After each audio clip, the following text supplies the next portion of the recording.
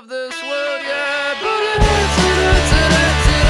stop your whining shy again. No one wants to cause you pain. They're just trying to let some in, but you hold your breath, you hold your breath, you hold. Hey guys, I'm Alex with Milsurp Minutes, and today we're going to talk about one of my favorite rifles of all time. This is an Armalite AR-180, also known as an AR-18, manufactured by the Armalite Corporation in 1963. Basically, this gun is the ugly cousin of the AR-15 program. So, as a lot of you know, Armalite was contracted by Fairchild Republic.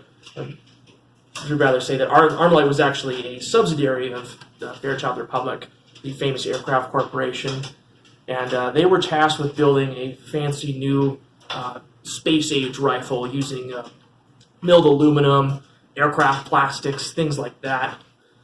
But they also decided they wanted a poor man's version, gun that was made out of stamped components for militaries that couldn't afford to, mill things like aluminum and whatnot.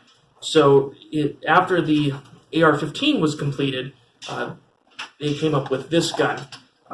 Had an engineer by the name of Art Miller design and build it. Shares some similarities to the AR-15, like it has a rotating bolt, as you can see here.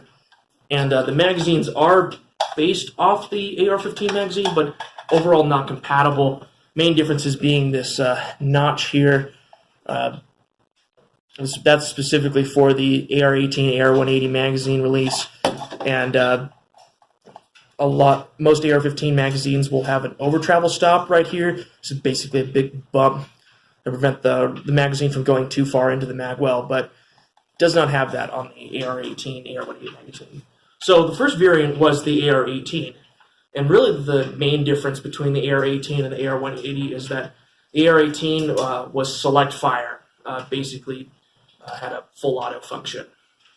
And produced these for a little bit, but the problem is that in the 1960s, it's only 20 years after the end of World War II, and the market is basically flooded with guns like, the M1 Garands and other bolt-action and semi-automatic rifles, along with modern semi-auto, full-auto rifles like the FNFAL and the HK G3. If you're in East Bloc influence, the AK-47 and the AKM. So no one really wanted a light stamped sheet metal rifle, especially when there were other more tested platforms already on the market.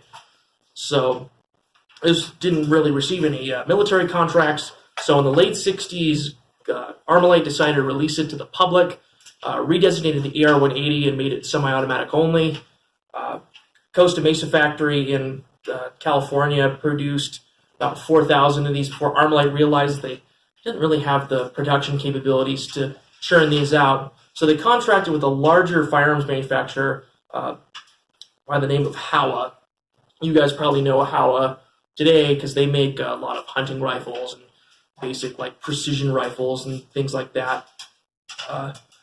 So Howa built these for a while. They also built another about 4,000 before in 1973 the Japanese government signed a law saying that they wouldn't sell weapons to countries involved in the Vietnam War, basically based on neutrality. So Armalite lost the license, or basically Howa, I should say, lost the license to produce these. And for about 4 or 5 years, Armalite didn't have a manufacturer for these guns, so they contacted Sterling of England, guys who made the Sterling submachine gun, to build these guns. And Sterling built about 12,000 AR-180s, but they lost a lot of money on them. Basically, as time went on, Sterling lost more and more money, started really cutting corners on these guns. Instead of these nice stampings, on a lot of later produced Sterling guns, they'll have spot welds in these places and on the back of the receiver here. Some very shoddy manufacturing. Barrel quality also really went down. And then by the middle of the 1980s, Sterling was officially out of business. there are only two real users of this rifle. Singapore used these, and they designated theirs the SAR-80, but the SAR-80s are basically product-improved guns. They have some different features and whatnot. And then the Provisional Irish Republican Army that fought the British government during the Troubles in Ireland really liked these. Basically, Sterling sold some to some shady guys in Canada, and they smuggled them into Ireland to the PIRA.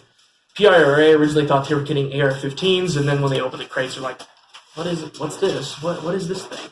Well, they ended up really liking these. Call them the Widowmaker. They also had a little folk song about them, which is kind of catchy. Really interesting rifle, about 6.5 pounds unloaded, has a folding stock. Really neat rifle. I'm going to go ahead and show you what it looks like fully disassembled, so you get an idea how this rifle works. So the AR-180 is very similar to an AR-15 disassembly-wise, held together by this captive pin here that sits in a little hole in the front trunnion. And then these guide rods here have a captive pin that also sits in the back of the receiver. Those hold the rifle together.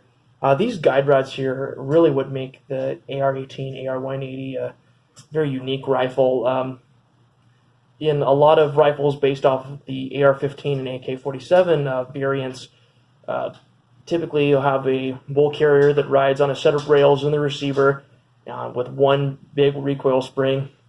And when the rifle's fired, the bull carrier group moves backwards and smacks into the back of the receiver. And that impact is a lot of your felt recoil on these semi-automatic, full automatic guns. But with the AR-18, there's no grooves inside the receiver itself. The bolt carrier mainly, this is the bolt carrier group, by the way, bolt carrier mainly rides on these two big rails, and there's two big springs that go on there. And at the length of its travel, at the end of its travel, bolt carrier does not impact the rear of the receiver. And that really reduces a lot of felt recoil. This rifle is an absolute dream to shoot, especially with super light 223 55 grain projectiles. It's a short stroke gas piston system. Here's what it looks like fully disassembled. Here's the piston head and whatnot. And then bolt carrier group is very similar actually to that of an AR-15. Have a rotating bolt with multiple locking lugs. Looks almost identical. And then I have a cam pin here. Looks a lot like the AR-15 cam pin. The big difference is this firing pin here. It sits on that spring and it's retained by that retaining pin there. In the lower, looks very similar again to an AR-15, but just more simplified. I don't know if you guys can see that there. Basically, they took the AR-15 trigger group and they super simplified it.